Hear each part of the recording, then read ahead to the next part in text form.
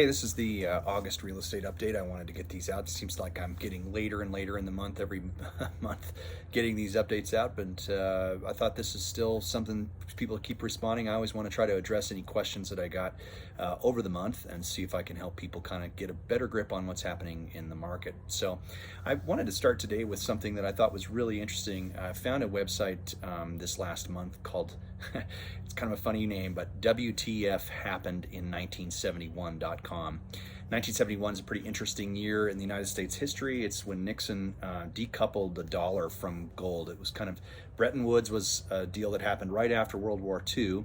It was a the standardization of the dollar associated with gold. Once the war was over, there was, obviously there were debts and things that were happening all over the world, and the United States dollar became the reserve currency of the world versus the British pound. And that happened at a conference called Bretton Woods, and it was an attachment of the dollar to gold. You couldn't do it in the United States. FDR had eliminated that deal back in the 30s, when sort of this decoupling of the standard of gold to the $20 bill, all of that happened in the United States and that was gone. But foreign banks could still have a dollar as a reserve currency associated with the dollar. The sterling had been, in England, had been kind of moved, crashed, and so Bretton Woods became this standard for what was going on. And really what was interesting is in 1971, because of the Vietnam War and because some other things that were happening, we really didn't have the gold reserves to still have that associated with the dollar. Nixon decoupled it from the dollar, and that's really when inflation took off.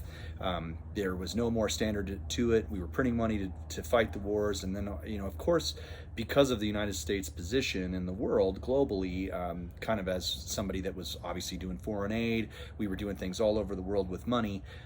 The more that money got printed, obviously the harder inflation really hit. And so you really have this crazy thing that happens. I'd encourage you to go to that site. I think it's really fascinating. But I'm going to pull up a couple of things and talk through them just in relationship to housing and inflation and what we're seeing right now in relationship to that, because I think it's really important to understand it. So I'm going to go to those. We're going to go through those statistics. I've got 4 of them that I think are really important to understand, especially as it relates to real estate and purchasing real estate currently. And how do we see the real estate market working? As I've said all along, one of the things that I think is most captivating about real estate is that it, over time, since this 1971 kind of era, real estate has been the one thing that's been able to sort of keep up with inflation. And the reason behind that is that most of the time what we're doing is a lower down payment. So we're seeing things where first-time homebuyers are bringing $1,000 is their minimum requirement for CHFA in order to buy a house. And we're seeing that number. That's what people are bringing for down payments. The reality is what we're buying over here is really expensive. It's a $300,000 or $400,000 or $500,000 number. And the number that you've put in cash is really minuscule in relationship to that overall nut. And so what you're doing, though, is seeing this number grow exponentially. So if there's an appreciation number, 500,000, let's just use that as the easy one because it's easy to do. And let's just say there's 10% appreciation in a year. That house is worth $550,000 because of that appreciation. Now, that doesn't happen in all the time. I'm just using these numbers in order to kind of get some general conversations happening, and so we can keep it in our head.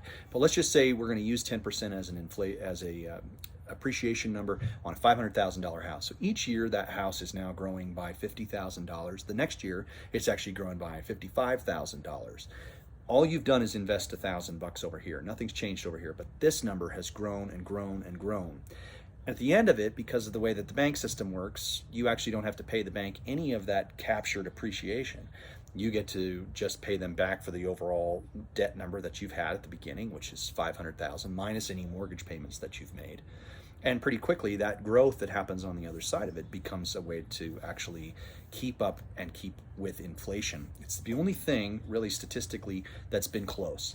Other things, if you put it in the stock market and that kind of stuff, you might put $1,000, just if you took those two things and compared them. $1,000 in the stock market or $1,000 in real estate, what would happen? You don't get the appreciation over here in the stock market. It may be growing, and it may be growing at a 10% rate, but that $1,000 is just restarting at a $1,000 basis. You're not actually purchasing something over here with this big number that's out here that's a larger type of pricing deal. So just keep that in mind, something to kind of do as we go through these statistics, and this is why I'm putting these out in front of you, because I think they're super helpful to understand that in relationship to what's going on in our market, and why still buying real estate, even in the middle of something like this where it feels tumultuous and upside down, is still a positive thing if you have the durability to hold that product for the next little time while things may be feeling unsettled. So let's take a look at these, and we'll be right back. Okay, so here's income compensation versus productivity. You can see a pretty dramatic difference here. So 1971, everything up until that point is pretty much coupled together. So you're seeing productivity and wages stay together. 1971, like we talked about, it's decoupled from gold, and here's what goes on. Compensation stays fairly stagnant, and productivity more than doubles. So you're actually not being paid for the productivity that you're putting out. Some of that has to do with technology, but a lot of it has to do with that decoupling from gold.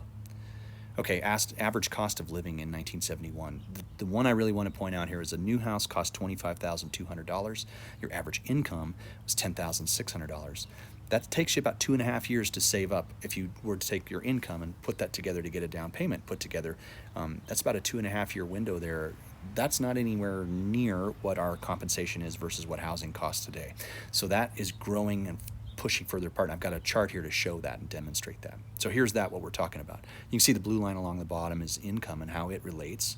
And then you can see the home value change, and you just see that break apart. And so you start to see housing go crazy, and you start to see income just kind of stay flatlined along the way. So obviously it's going to take a lot more time and energy to save up for a house in order to get that down payment or buy one. And that's what this particular chart shows. So in 1970, it only took you 2.5 years to save up to get a down payment to buy a house. In 2020, that number was 6.9, and it had been seven years in the past, all the way from 2000, 2010, 2020. What's interesting about that is that around here in 7 years, it actually is moving faster than that because our numbers go much higher than that more quickly. Okay, I want to talk about some general market conditions. That's some things that we've been hearing lots of questions this last month is, hey, what's happening? We're seeing a recession, we're seeing a price reduction. I'm seeing Zillow send all these price reductions over the course of my email. And I kind of want to break that down a little bit. So generally speaking, we are seeing some price reductions, and especially in areas that are outside of core areas. So Fort Collins and Loveland, is the further you get away from those, as we've talked about before, the concentric circles that move away from the cities tend to see those price reductions happen faster. So places like Pierce and Alt that you couldn't, we had a waiting list in Alt for new construction not too long ago. We're starting to see that all sort of changing because people they're not going to live in Alt if they have to, as prices start to move down and interest rates start to go up.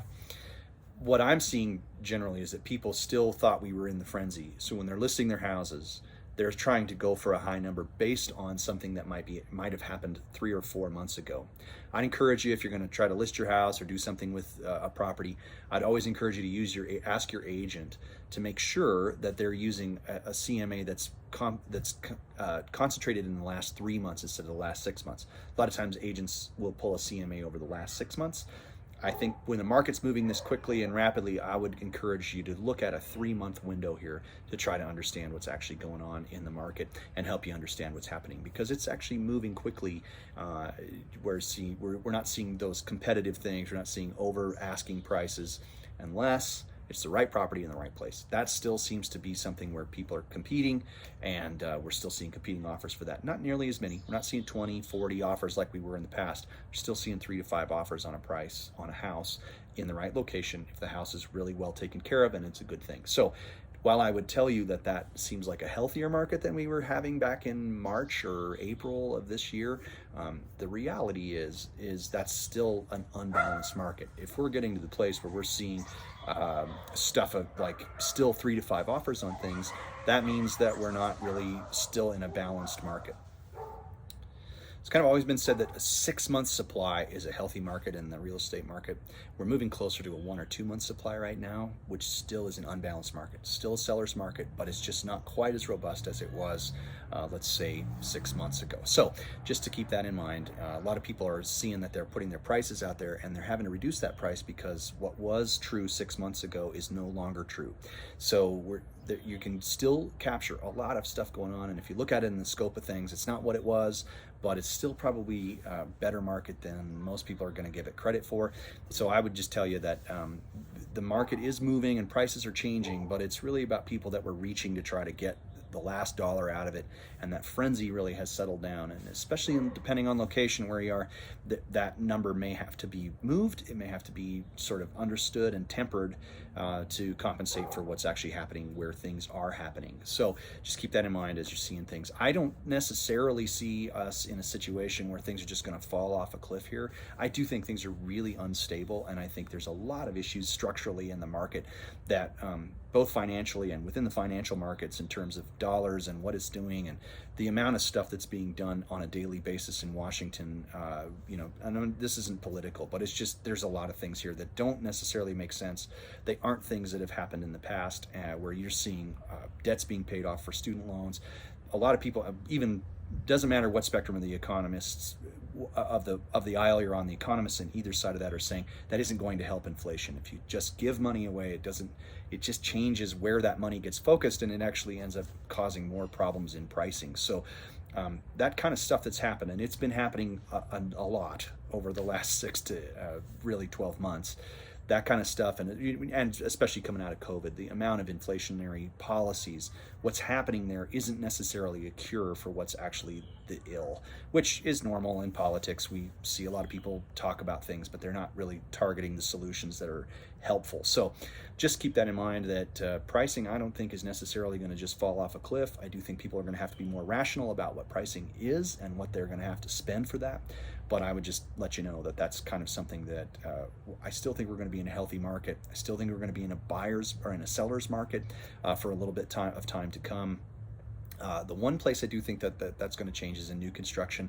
There's a lot of stuff that's out there, and we're starting to see there was a little bit of a relief from Northwell Water, like we talked about, that moratorium that's been going on for the last year and plus. There is a little bit of relief there for people that actually had platted lots. They can actually now come back and go ahead and get taps. So I do think you're going to see a little bit of a glut in new construction that'll be out there, and so they're going to have to be competitive. And there's good opportunities there. I think we've seen a lot of people offering discounts and opportunities for seller concessions in that space for interest rates and stuff. So something that I would just be aware of and understand that if you're going to go looking for things that are going to be still in the core of downtown Fort Collins, they're probably not going to see a big reduction in pricing.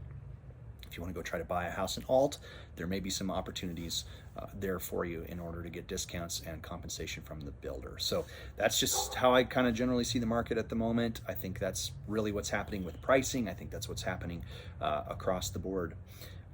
And I think one of the most complicated pieces in our market is to judge when things are happening where. No one really has a crystal ball. No one really understands exactly when something's going to happen. I may be dead wrong about all of this. So there's probably plenty of opportunity down the road for somebody to say, well, gosh, you told me this and it's totally different than that.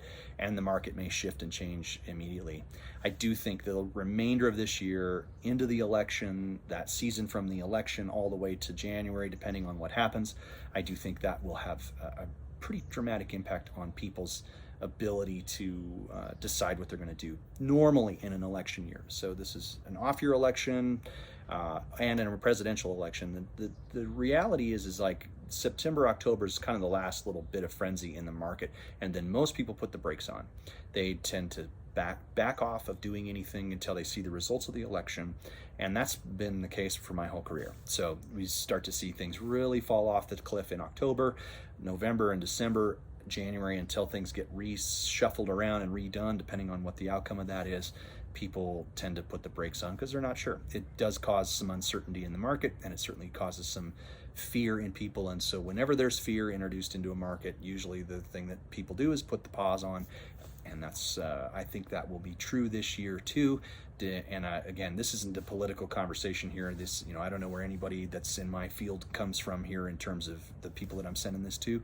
So I try to avoid politics in this, but I do think it's important to make an analysis of it, understand it, and then really try to understand what's actually happening in the marketplace because of government and their role in it.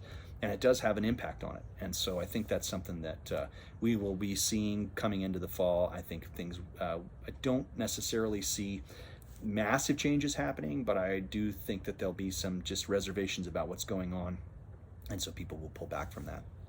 The last thing I want to talk about is interest rates. Currently, interest rates for investors are sitting closer to 7%, which is still pretty high.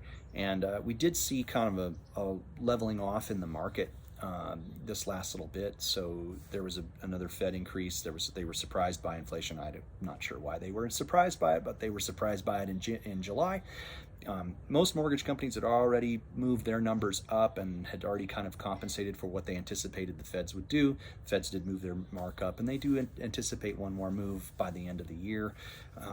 I don't think anybody has the appetite politically or, to kind of just, I don't think anybody has the fortitude to do what Paul Volcker did back in the 80s and just keep ratcheting interest rates up. That was really based on Milton Friedman's, his thought process and kind of Nobel Prize winning theory on monetary theory. And I don't think anybody in the world, honestly, has the fortitude that those guys did back in the 70s to continue to raise interest rates. I don't think we'll see it move and spike all the way up. I do think that's the cure, and I think that if somebody wanted to be responsible and be an adult in the room, that probably is what needs to happen. But I don't think that's going to happen, just simply because I don't think that's where we're at. I don't think anybody has the appetite for pain. And I definitely don't think any politicians have the appetite for pain at the moment. So I do think interest rates may just kind of bounce around in this 6 to 7% range, depending on what you're doing. First time, or I guess home buying, if you're doing a single family house and a residential house for yourself and owner occupied, those numbers are better. They're down closer to 5%, and you can buy down points, of course, and get below 5. So I do think there's opportunity out there. I think those things exist. I just think it's something that we may see another increase by the end of the year, but I don't think it's going to just start to raise crazy. I don't know. Again, I may be dead wrong about all of this, and depending on elections and how things turn out, that could be different. But I don't necessarily see anybody in Washington, whether they're Republican or Democrat or independent, having the appetite to do much that would require pain for people. So, especially given the sort of atmosphere we've been in over the last little bit. So anyway, that's kind of what I have for the day. I think that's what I have for August. I think there's some really interesting things out there. I would go visit that site, the WTFhappenedin1971.com. I think that's a really interesting thing. I think there's tons of statistics there that demonstrate what's going on, and I do think that plays into real estate quite a bit. So take a look at that. I think that's interesting. Again, as always appreciate people watching this, and appreciate the business over the years of people that have worked with me and have been involved in real estate with me. Love to try to give people as much information as I can. So thanks for watching these. If they're boring, let me know. Take you to coffee and we can do it in person, and you can hear me ramble on like this right in front of your face if you want. Anyway, thanks for being clients and people along the way that trust me. So and we will visit with you down in September sometime.